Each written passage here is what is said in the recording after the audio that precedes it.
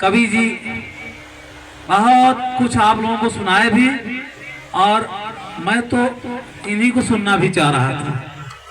मैं तो सोच रहा था दिल से कि कुछ देर तक ये बोले, हम लोगों के बारे में न बोल करके खुद अपने बारे में और कविता के बारे में ही बोले।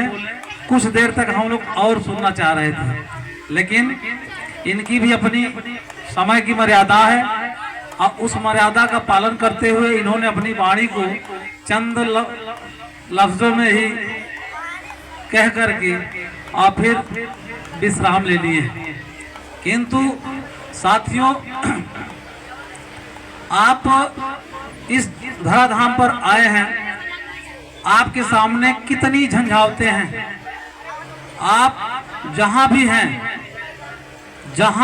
जिस अवस्था में हैं, गांव से हैं, घर से हैं, समाज से हैं, देश प्रदेश से हैं, जहां से भी हैं, लेकिन आप लोगों के समक्ष बहुत झंझावतें हैं। किंतु असली व्यक्ति तो वही है जो सारी झंझावतों को पार करके और अपने को हमेशा मजबूत रखे, कभी कमजोर न रखे।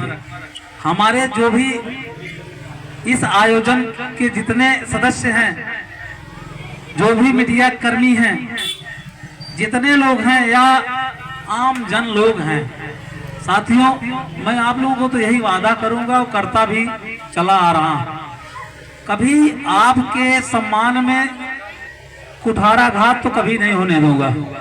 हमेशा आपका सम्मान करता रहूंगा। सम्मान आपका क्यों न हो, क्यों न किया जाए। यहाँ की पुलिस, यहाँ का थानाध्यक्ष, यहाँ का सिपाही दरोगा हम ही हैं। हम अपने लिए थोड़े नहीं, हमारी नियुक्ति आप ही के लिए, हमारी भर्ती आप ही के लिए, हमें वेतन आप ही के द्वारा दिया जा रहा है, लेकिन उसके बदले आपका सम्मान, आपकी सुरक्षा, आपका संपत्ति की सुरक्षा, आपके जान माल की सुरक्षा, आपके बच्चों की सुरक्षा, यहाँ तक कि आपकी भविष्य की भी सुरक्षा हमें करना और हमारा कर्तव्य है। हमारा कर्तव्य है।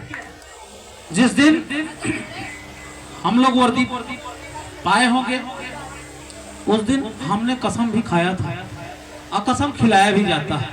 हमारे घर वाले भी खुश हुए होंगे, हमारे गांव वाले भी खुश हुए होंगे कि चलिए हमारे गांव से कोई सिपाही, कोई दरोगा, कोई सीओ, कोई एडिशनल, कोई डीएम, कोई आईएएस, कोई आईपीएस, कोई डॉक्टर, जिस दिन कोई होता है उस दिन उस गांव में, उस परिवार में, उस समाज के लोग कितना खुश होते हैं।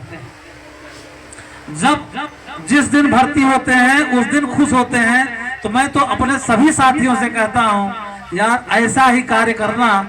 कम से कम जिस दिन आप भर्ती हुए थे, आपके घर वाले, आपके परिवार वाले खुश हुए थे, वैसे ही ये समाज भी खुश होता रहे। जहां पर नियुक्ति आपकी है, जरूर आप ये अवश्य सोचिए कि हमें कुछ करना है। ऐसा नहीं कि बस टाइम पास करना है, फिर आया, नौकरी किया, चला गया। नहीं यार, कभी भी याद उसी को किया जाता, हमें क्यों आपने बुलाया, हमें ये जो आयोजक गण है क्यों बुलाए। इसीलिए बुलाए होंगे। हो सकता है यशो साहब आएंगे तो यहाँ जो कार्यक्रम चल रहा है, इस कार्यक्रम में वो भी सम्मिलित हो जाएंगे, तो हो सकता है इस कार्यक्रम में कुछ चार चांद लगे, या हो सकता है कुछ वो भी अपने मुखार बिंदु से कुछ किंवदंतियां, कुछ शब्द, ऐसे शब्द दे के जाएं जो हमारे परिवार को, हमारे समाज को कुछ प्रेरणा दें। लेकिन साथियों, हम तो पुलिस वाले हैं, हम कौन सा शब्द देंगे। हम बहुत शब्द देने के योग्य भी नहीं हैं, बहुत अधिक पढ़े लिखे भी नहीं हैं।